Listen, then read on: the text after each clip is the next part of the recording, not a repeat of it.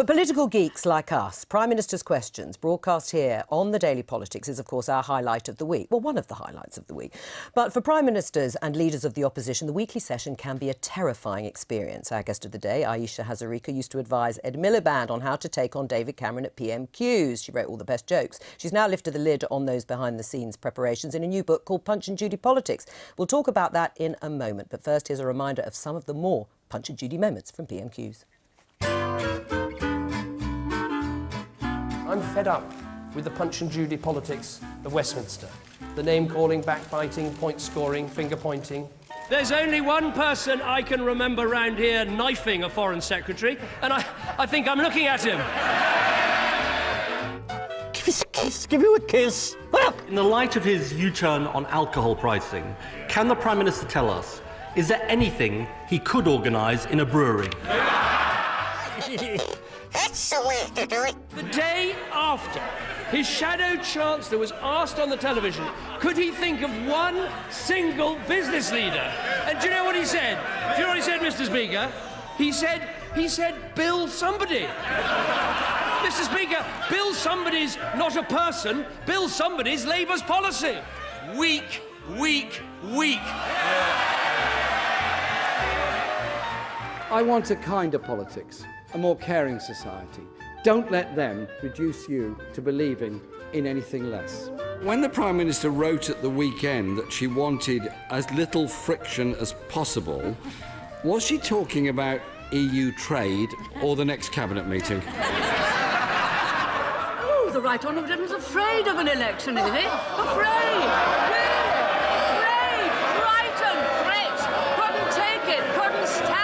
Mr. Speaker, it's not so much the Iron Lady as the Irony Lady.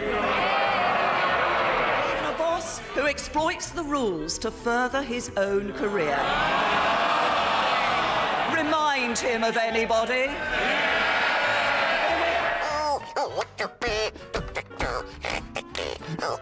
People work hard and save hard to own a car. They don't want to be told they can't drive it by a Deputy Prime Minister whose idea of a park and ride scheme is to park one Jaguar in order to ride away in the other. If I'm looking for advice on what to wear or what not to wear, I think the very last person I would look to advise is the man in the baseball cap. I know he's very keen on summing up policy in 6 words. Well, how about this? You are the weakest link, goodbye.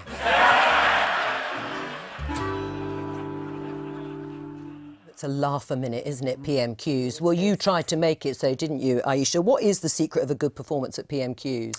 So you need a couple of things. I think you should stick to the same topic for your 6 questions, because it allows you to sort of have some direction of travel. I would keep your questions very short. The worst thing is to have a very long, rambling question, because it gives your opponent time to think on his or her feet. And a bit of humour, a memorable line, a sort of peroration that can give your side something to cheer and that someone will remember. One of the most famous things actually you played was John Major and Tony Blair. Tony Blair on Europe absolutely kebabbed John Major with 3 words: weak, weak, weak.